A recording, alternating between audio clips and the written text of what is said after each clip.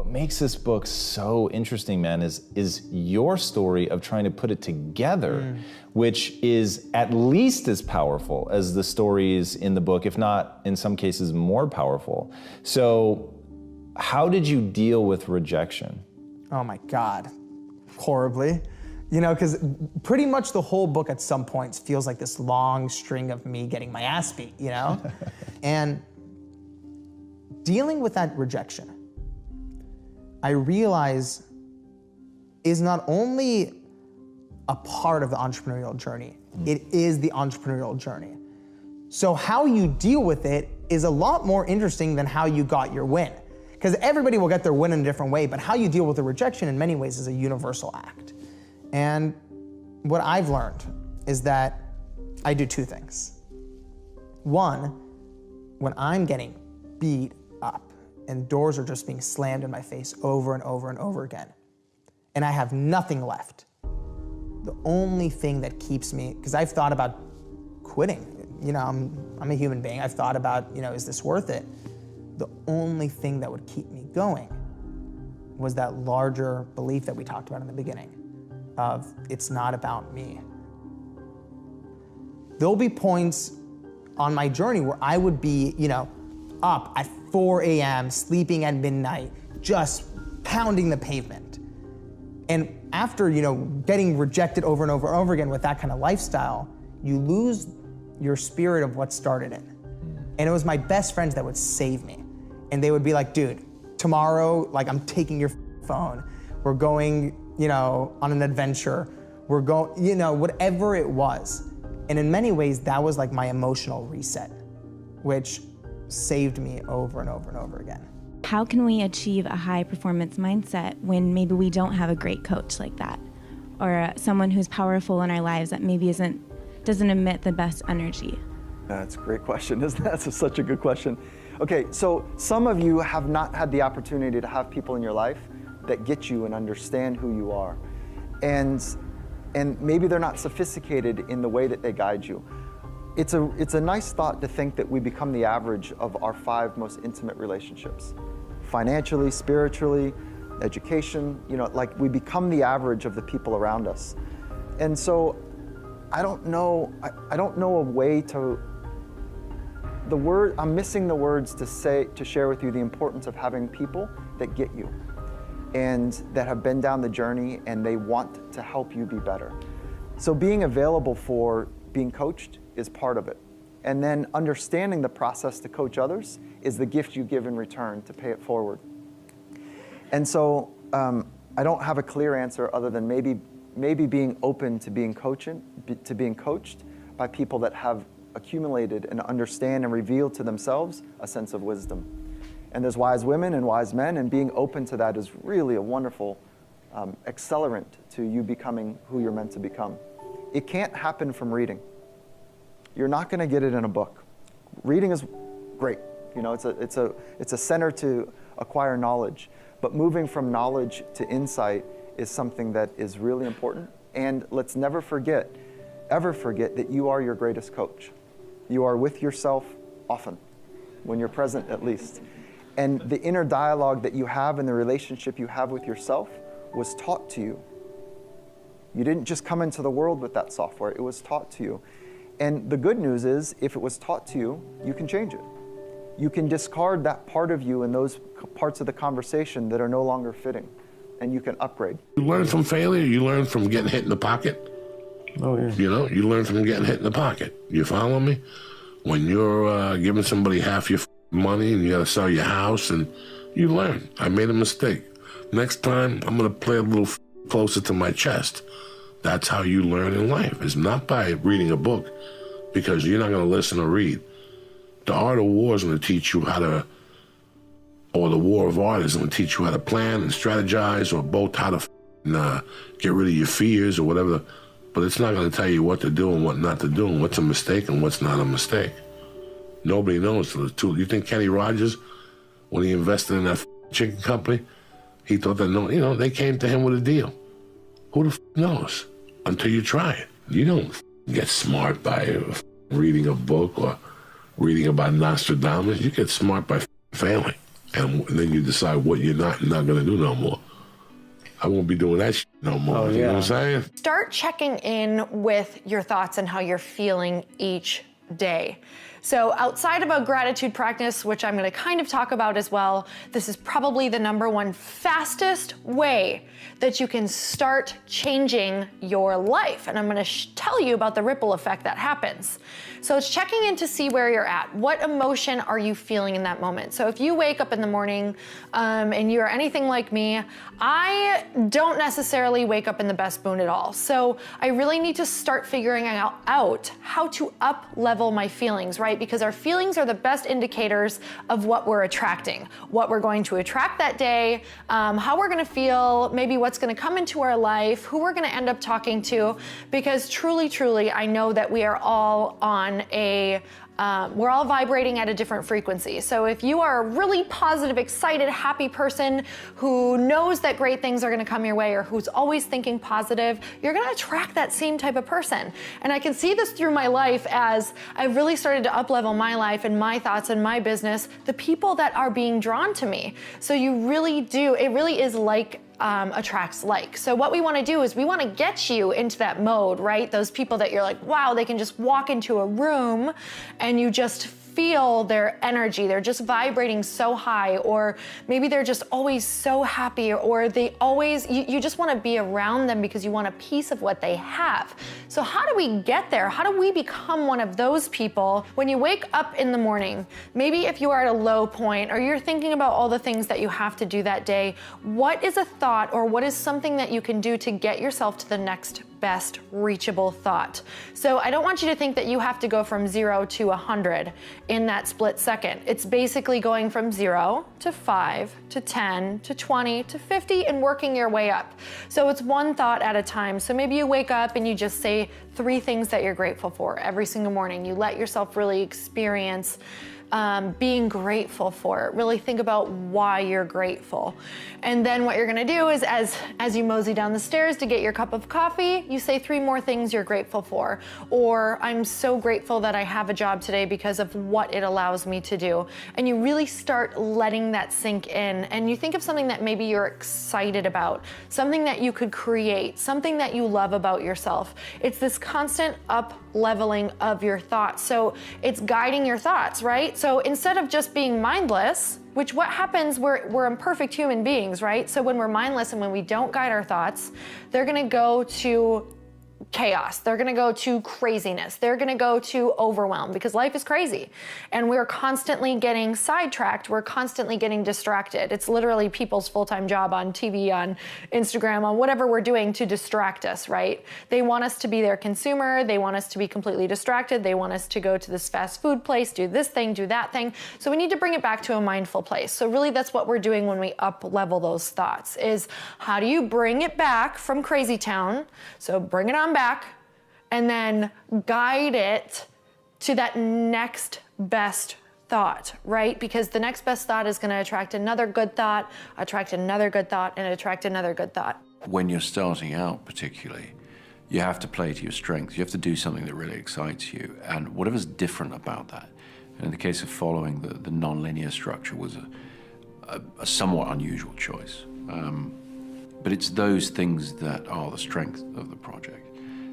It's the things that you can bring to what you're doing or bring to the filmmaking craft that maybe not everybody else is doing, maybe not everybody else can do or has thought to do.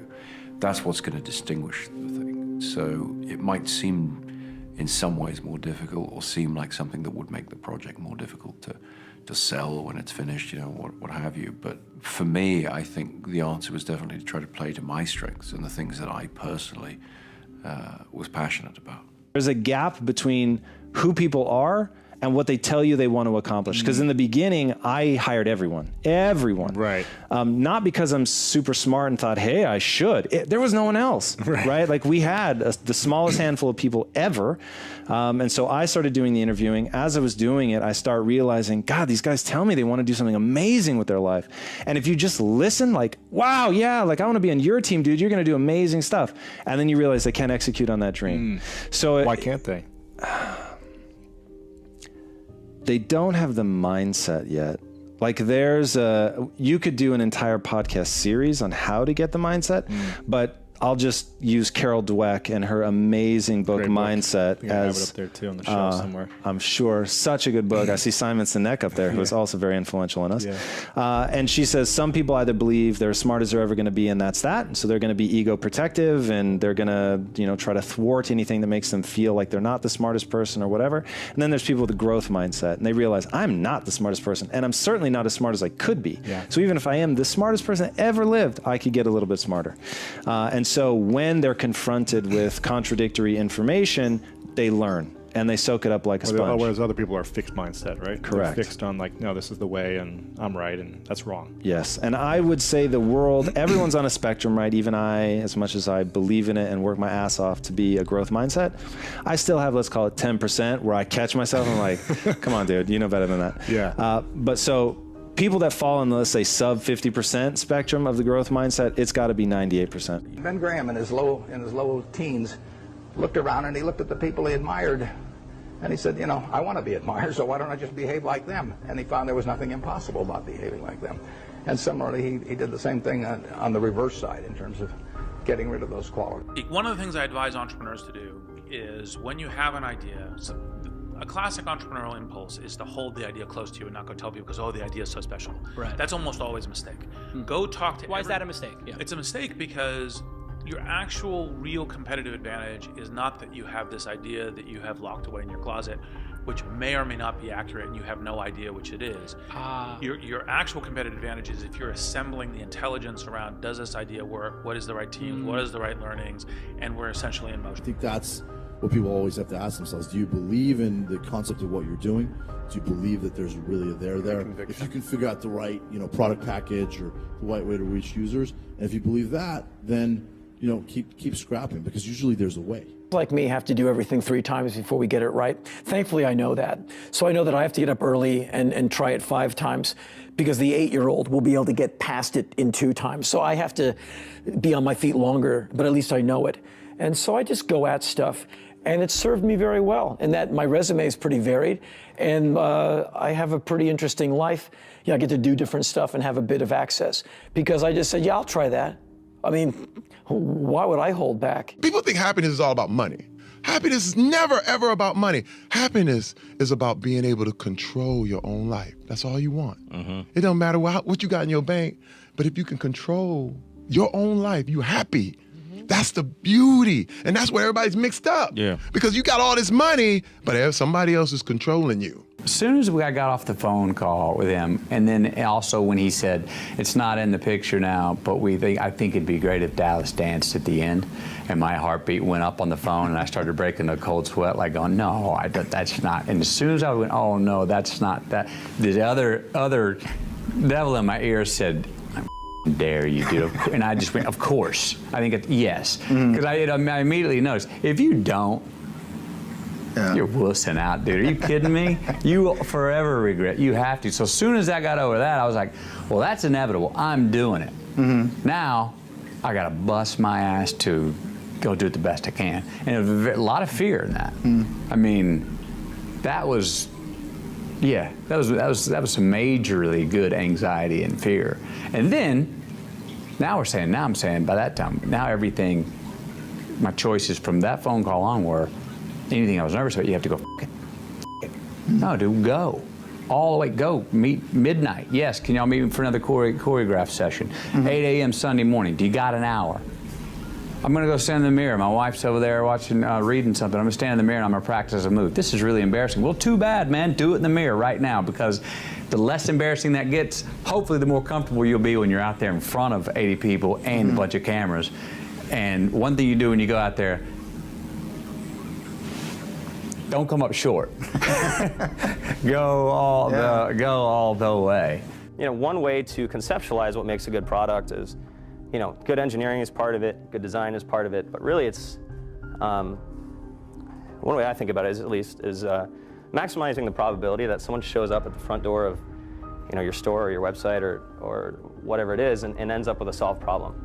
And oftentimes the best methodology is to start with the perfect experience, just one person, get that right, and then figure out how to scale something great instead of scaling something not so great and then trying to improve it. That's really hard to do. I've learned and experienced is that, you know, if you don't open up and you don't delegate, then you'll kill yourself.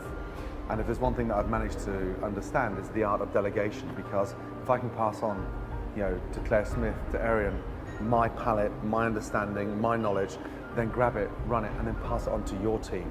Don't hold that inside. So the most important part of getting to a goal is to start feeling it now, is to start acting as if, right? If you want to be that leader, if you want to be that author, if you want to be that painter, all it takes is one action, and you truly are in the process of becoming it. So it's funny that I am literally basically done with the book, and I'm like, can I call myself an author yet? I've written a book. Of course, because you have taken the action, you're doing the actions. There is no final anointing of anyone. There's no ceremony, there's no fireworks. You just start acting as if and feeling it and envisioning it and picturing it. And soon enough, you become it, right? So everybody starts somewhere. So whether you are a famous ballerina or an Olympic swimmer, they all started somewhere. They all had to take that first class. They all had to take that first leap into the water, right? And at what point can you start calling yourself a swimmer, a dancer, an author? It's the second that you start taking action and you start thinking it and you're feeling it, right? It's about embodying it. So my biggest tip for you is to start seeing yourself as that person and start taking the small actions of being that person that you want to be. That's the only thing that is separating you from actually being it. So you have to act as if in order to really start getting that ball rolling, and all of a sudden you are. I was with a bunch of other investors who I respect, and they brought me a deal, and I wanted to be part of it, but it didn't feel right. And I wrote millions of dollars on that one. And it just didn't feel right, and I lost it all within 2 years. So should investors trust their gut then? Absolutely, and trust your gut. But what about, you said earlier, don't be emotional, and sometimes the gut is emotional. No, this is a barometer of risk. It's something internalized for an investor that says, I don't feel comfortable. It's not about emotion, it's just don't write that check. That was recently the first time I didn't listen to that, and I lost everything. So now my radar is up. I listen to my gut. It's not an emotion, it's an index of risk. And you get it as you age. You become a better investor every year. If only I could live to 200, I'd be really good. If you're not utilizing an online community, then you're at a disadvantage to those who are. You can be asking online communities what they think about your ideas, or if they have any advice with what you're working on. Not only will you hear from people who are passionate about the subject, but you'll be hearing from people all around the world, each with their own experiences and stories that can help you. I looked at lots of companies and why I thought they don't succeed over time. We've had a more rapid turnover of companies. And I said, what did they fundamentally do wrong? Like, what do those companies all do wrong? And usually it's just they miss the future. And so I think, for me, I just tried to focus on that and say, what is that future really going to be, and how do we create it? Failure is part of life. I mean, the difference for me, though, is I look at failure as a stepping stone to success. It's a speed bump. I know I'm going to fail, but it's not failure if you learn something. And so, gosh, I've made so many mistakes. I've screwed so many things up, but every time I do, it just becomes a way for me to explain to someone else what it takes. You know, it's like, here's what I've done. I think I have the ability to influence people because I talk about my failures. I talk about all the things that mess me up. But I show people that I didn't let it stop me, and you don't let it stop you. And I think that's really the secret in that area. And if everything you touch was successful, you probably won't be able to relate to people as much. No, you'll be relate, and also it's be total bullshit, and everyone knows it's bullshit. And also you'd be bored silly. Right. I mean, think about it. If you just said, I want this and it happened, I want this and it happened, you know, people don't value what they don't fight for. You know, it's like you see kids sometimes, you know, your parents will say, you're not going to value this if you don't work for it. And your kid going, I'll value it, just give it to me, right? But it's true, you know, the things we've worked the hardest for, we value the most. So I think, you know, the purpose of a goal is not getting it anyway. The purpose of a goal, you know, is who you become. Who you become is going to make you happy or it's going to make you sad. So I'm not looking for an effortless approach. There's no such thing. I find that levels of success in almost any industry or area correlate to a person asking great questions. In some cases, they seem absurd. In fact, the hallmark, in a way, of great questions is they sound completely ridiculous.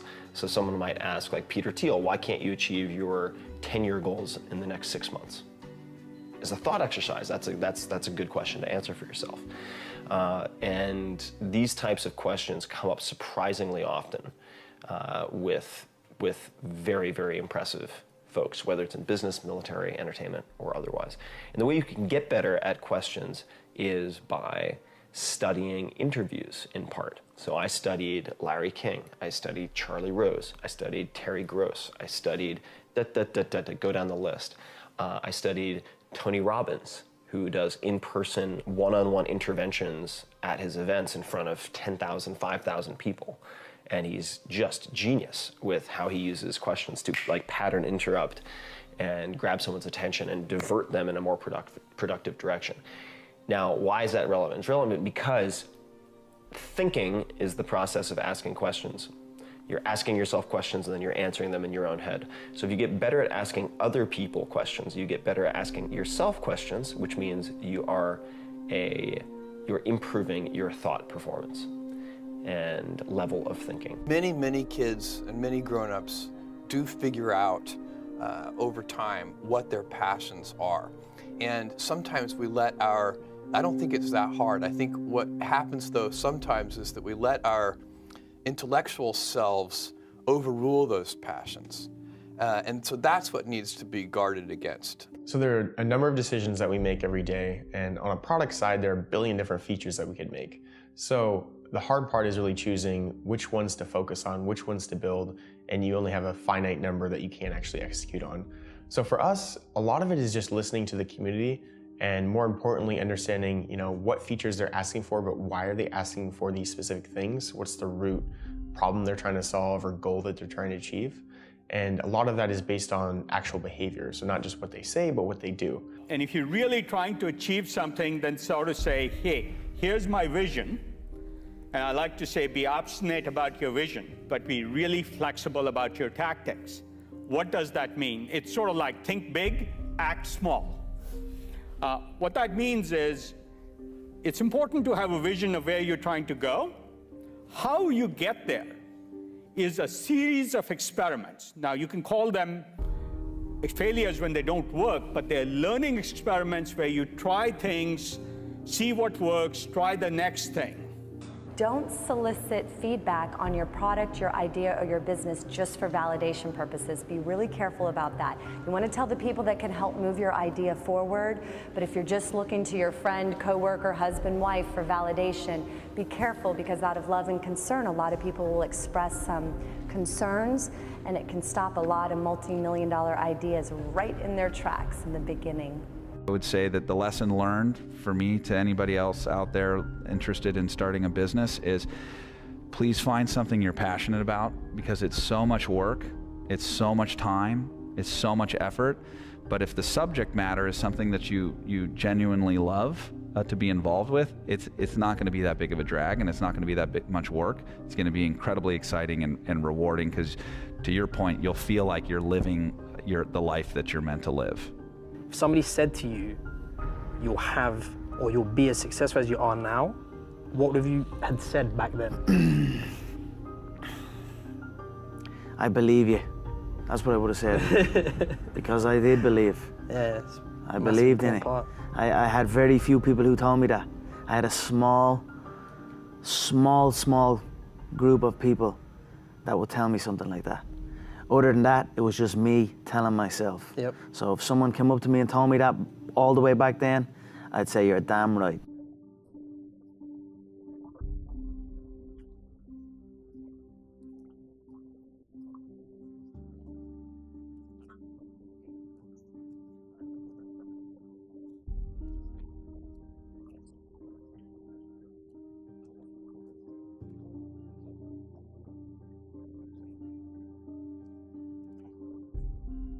There's a lot of conventional wisdom out there, built up over time and built through all the learnings from all the companies. And this may be fully applicable to most of the companies out there. But before it's applied to your organization, I highly recommend that you question it, because it could be absolutely fatal for your success. And so I think when you are starting a new business, you don't want to go after giant markets. You want to go after small markets, and you want to take over those markets quickly. What this all comes down to is doing something exceptional for your users, whether it's in community. The hardest thing to do is start. You have all these ideas, and everyone has an idea, but it's really about executing the idea and building the idea and attracting other people to help you work on the idea. That is the biggest challenge. But the way to begin is to get the idea out of your head, draw it out, talk about it, program it if you're a programmer, or make it if you're building something. And I find, even with myself, that it's really hard to do a minimum viable product that's minimum, that you're constantly thinking, no, it really has to have this other part, and it really has to have this.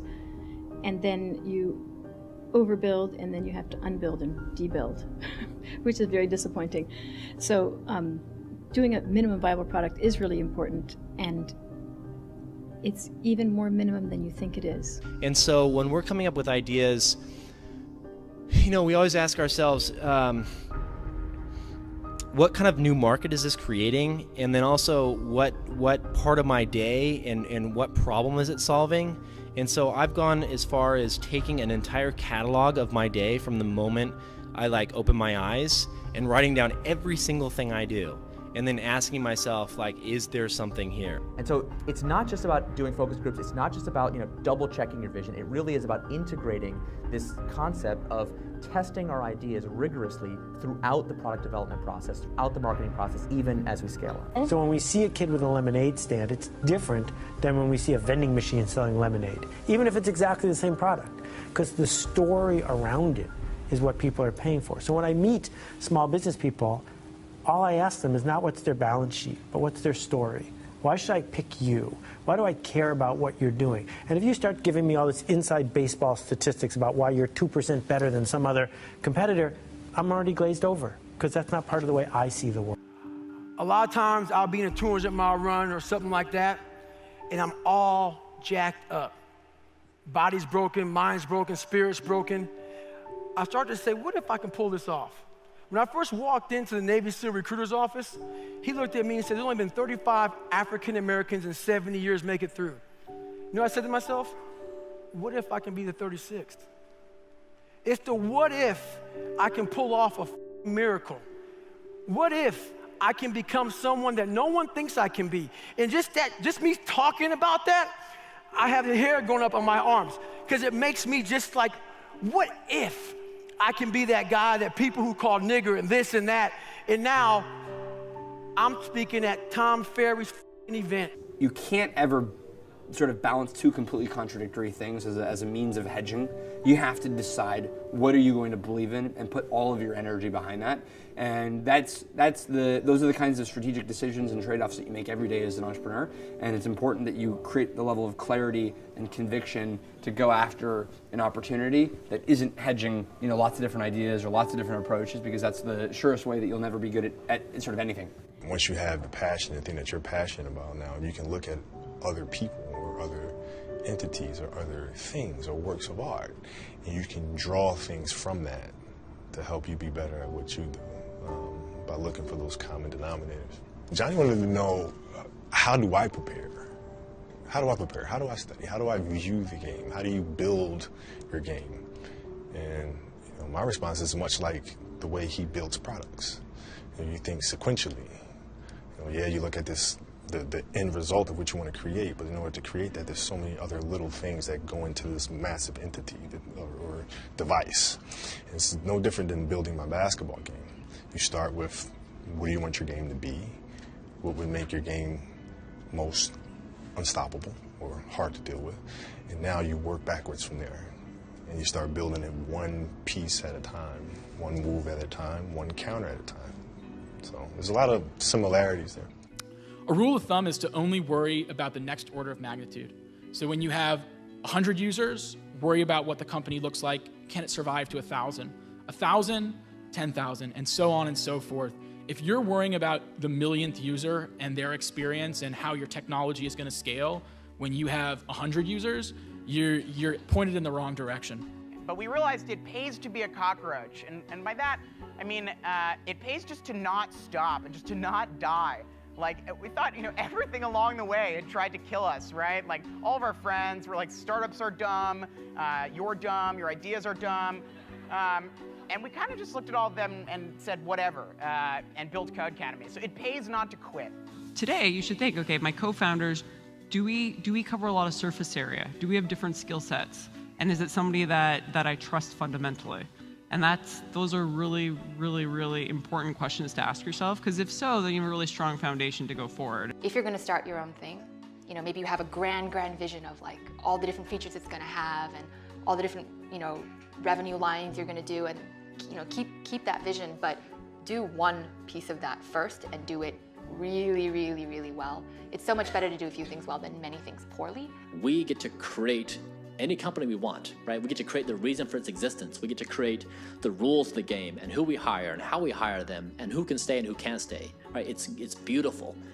And so I just would encourage everyone that as we all contemplate life to try to question the assumptions that we live by and the default options that are given to us and expand our thinking to wonder what we really can do with our lives. What I see right now is people wrap up their sense of success and identity with their prowess in fundraising and comparing themselves against how their peers are doing. I think that's really the wrong way to look at things, and it leads to kind of non-optimal outcomes. For instance, I don't know if the valuations that companies are getting today is necessarily healthy for the company themselves. And for us, again, our inability to raise capital actually forced us to be very disciplined in how we think about the operational metrics of the company. And that's allowed us to, be pretty successful.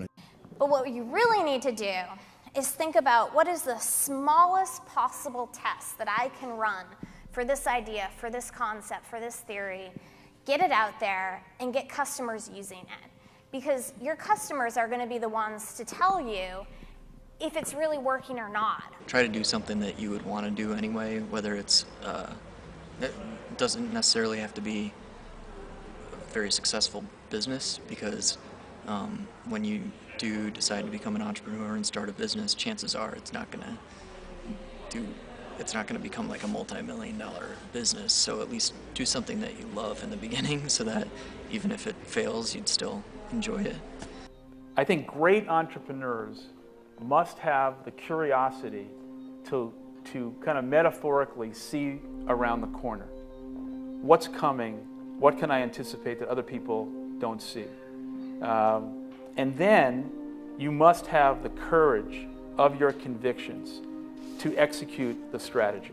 You want an idea about what you can say. I know it sounds like a bad idea, but here's specifically why it's actually a great one.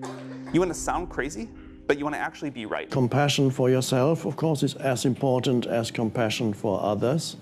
When you, often I get asked questions like people who did something that they now realize was deeply wrong in the past. Sometimes people ask questions about they brought up their children in a way that they now realize was not very conscious, and so that they may have caused suffering to their children, or other people find they have caused suffering to loved ones and they now realize that what they did was wrong. And again, I say this is an example where you need to be compassionate with yourself, because no human being can act beyond their level of consciousness. So that was your level of consciousness at the time, and you could not go beyond that. And again here, to make demands upon yourself, up to a point it might be a good thing as long as you enjoy it, it's a wonderful thing. When the enjoyment of what you're doing is lost, then you have to be careful, because there you have to come to a stop and say, okay, there's something here that's not right, because I'm no longer enjoying what I'm doing. The definition of values is they're the behaviors or principles that you religiously adhere to within your company. When I say religious, I mean that no amount of data will sway you from those principles. And the degree to which that you have the courage to maintain your conviction around those ideas is the degree to which you're going to be successful over the long term. But ultimately, the biggest thing, and what I still spend from a third to a majority of my time on, is hiring. Nothing has the impact of getting the right people around the table. And you can't manage your way out of a bad team. And so some of the best advice I got was from Paul Graham, one of the investors in Stripe, who talks a lot about unscalable strategies for user acquisition. Say, for example, you helping each user personally. Sure, that won't scale as you grow to a very large size, but when a startup is just starting out, it really helps you have an advantage as a small and nimble company. Because when you're trying to differentiate, when you're trying to do something different, there's going to be that gut moment, that gut sense. Is this right? Is this not right? If you're not having doubt, you're not pushing the boundaries far enough. You need to focus on solutions, not ideas. All of us here are really creative, and we come up with loads of ideas throughout the day, and we become really excited about that. And it's like, dude, we should start a company around that. But that's when you actually go to the other side, where you talk to, where you find out what someone actually a problem that they have and solve that is when real value comes out. I'm in meetings a lot. My calendar gets very full with those, and then at night, after the kids have gone to bed, I'm on email a great deal. I get messages during the day. That's my chance to give long responses, and then over the weekend, I send a lot of mail as well. I take 2 weeks a year to just go off and read and think, where I'm not interrupted by work or anything else. I'm just solidly trying to think about the future, and people get to send me things to read as part of that so-called Think Week. So it's a nice mix of things. About 25% of the time that I'm out traveling around, meeting with customers, Europe, Asia, and that sort of helps me think, okay, do we have the right priorities? What are people responding well to, and what would they like to see us do better? Go talk to people who failed at what you're doing, and who are no longer doing it. There always are those people. So you started a startup, you look at the history of your space. I'm so surprised how many people I talk to, founders who have no idea the history of their own space. And there's some nice naivete to that, in the sense that, like, you're gonna do it differently. And there's some truth to that. But like, when you get down to making it work, and now you're into it already, you've kind of established what you're doing, and you have some problems, then I'd go talk to all these people who failed, because you'll uncover all sorts of interesting things that you could try. Because if you build something for yourself, if you build something that you love, that you think is sufficiently epic, if you make something that you love, there's probably another billion people in the world that love it as well. Larger, more established entities can't move as quickly as you can. And success and scale and size all fight against this. And I would encourage you, for the longest possible time as you sort of start your own companies, to look for ways to stay agile. Whether it's in connection or whether it's in design. This is our big advantage as a startup, is that we can actually get away with doing this. We can make this the core part of why we're doing business. It's so hard. I thought doing this research, I thought going into it, there were authentic people and inauthentic people. I did not find any evidence of that at all. What I found is authenticity is a practice, and you choose it every day, sometimes every hour of every day. And it's a practice. It's not, I just wake up and, hey, I'm authentic. Most startups that fail do it ultimately because they did not make something that people wanted. They made something that, that they thought people would want, but they were either in denial about it, about whether it was actually any good, or somebody else came along and made something that people wanted even more. So it's about this movement forward, not what you own, not your education or your pedigree, not a pile of resources you might have at hand, not your network, just going after this thing and knowing that as you do that, you'll find what you need, you'll make your way over, around, and through. And I think the best entrepreneurs that I've met are able to do that because they have this strong vision and they know that it's worth it to keep moving forward. If you're going to have a breakout startup, you've really got to think about how you're going to innovate on distribution, not just product, right? And the biggest mistake I see these days that I see brilliant startup founders who are brilliant product people and they've really thought about their product, but they haven't really thought about how they're going to make it grow. And then they launch their product, and it's like crickets chirping. No one's using it, and they're kind of flummoxed as to what to do because they've never really spent time thinking about it. And they just kind of assume that, if you build a good product, everyone's going to find it. And the reality is, it's a big web out there, and that's not necessarily true. The beauty of failing is if you're open to admitting the failure and learning from it, you probably won't fail again in that one department, and you'll know what to expect next time, and that just makes you stronger and more accurate with the risks that you take. From the time I was 7 years old, every Saturday I would go for 4 hours of acting class every Saturday. Whoa. And I loved it. I just loved it. To the point where all the kids graduated and went on to this other stuff, and I started doing adult acting classes, and then I was in the commercial classes, and then I loved like the hair and makeup classes and just everything. I just couldn't get enough. And you know what everybody wants to hear? What they already believe to be true. And so the last thing they want to hear is an original idea that contradicts their belief system. So it's very hard to even bring that kind of stuff up.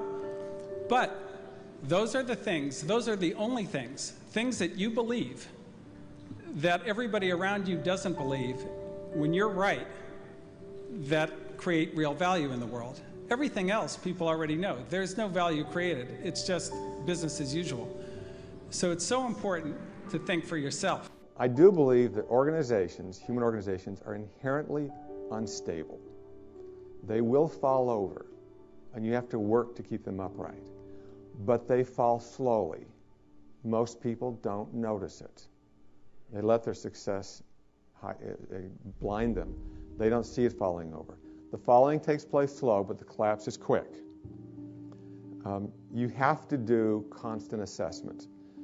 You have to look for the hard truths.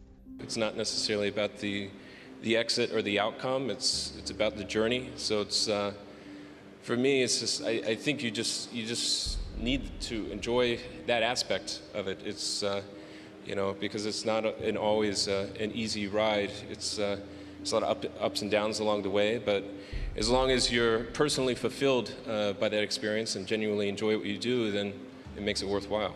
Don't necessarily think that you have to have the home run and the huge Apple computer on your first start. I spent a long time in my life with skills just building little devices for fun. For fun is one of the key things, because that drives you to think and think and think and make it better and better and better than you ever would if you're doing it for a company. Build things at first for yourself that you would want. If you're not coming up with 10 ideas a day, that's why I have this thing. If I'm not filling up this page every single day, then my idea muscle will atrophy. And I started this in 2001, and I still do it every single day. Like, you have to come up with ideas every single day, or the idea muscle atrophies. The good news is, after about 6 months of doing that, you're like a machine. Like, people get surprised at how many ideas you could just have. So many things go wrong when you're starting a company, and often I think people ask, what mistakes should you avoid making? And my answer to that question is, don't even bother trying to avoid mistakes, because you're going to make tons of mistakes, right? And the important thing is actually learning quickly from whatever mistakes you make and not giving up. Right, and I mean, there are things every single year of Facebook's existence that could have killed us or made it so that it just seemed like moving forward and making a lot of progress just seemed intractable, but you just kind of bounce back and you learn, and nothing is impossible. You just have to kind of keep running through the walls. You already know who you are, and that piece that we're after lies somewhere beyond personality. Your need for acceptance can make you invisible in this world. Don't let anything stand in the way of the light that shines through this form. Risk being seen in all of your glory. I try and be decisive. I try, and even if I don't know what the hell I'm doing, I try to be decisive, because I think it's very comforting and reassuring and important to the people that are working with you to feel that whoever is in charge knows what they're doing and knows what they're thinking, and that if it's a yes, it's a yes, and it's a no, it's a no. I mean, I don't think of myself as a boss. I mean, I think of myself as someone who's giving direction and guidance, and vice versa. You're really trying to solve a new problem in a different way. You have to come to problems with beginner's mind. Right? Not knowing something can be a very powerful tool into accomplishing it, because you don't know that it's not possible. That's what doing a startup is. Not realizing that something is impossible and doing it anyway. How do you think about making a decision when everyone tells you this is a crazy idea? Or where do you get the internal strength to do that? Well, first of all, I'd say I actually think I feel fear quite strongly. So it's not as though I just have the absence of fear. I feel it quite strongly. But there are just times when something is important enough, you believe in it enough, that you do it in spite of the fear. So speaking of important things, like people shouldn't think people shouldn't think, well, I feel fear about this and therefore I shouldn't do it. It's normal to feel fear. Like there'd have to be something mentally wrong if you didn't feel fear. So you just feel it and let the importance of it drive you to do it anyway. Yeah, actually something that can be helpful is fatalism, to some degree. If you just accept the probabilities, then that diminishes fear. When starting SpaceX, I thought the odds of success were less than 10%, and I just accepted that actually probably I would just lose everything. But that maybe would make some progress if we could just move the ball forward. Even if we died, maybe some other company could pick up the baton and keep moving it forward, so that would still do some good. Yeah, same with Tesla. I thought the odds of a car company succeeding were extremely low. So just go and do it, try, learn from it. You'll fail at some things. That's a learning experience that you need so that you can take that on to the next experience. And don't let people who you may respect and who you believe know what they're talking about, don't let them tell you it can't be done. Because often they will tell you it can't be done, and it's just because they don't have the courage to try it.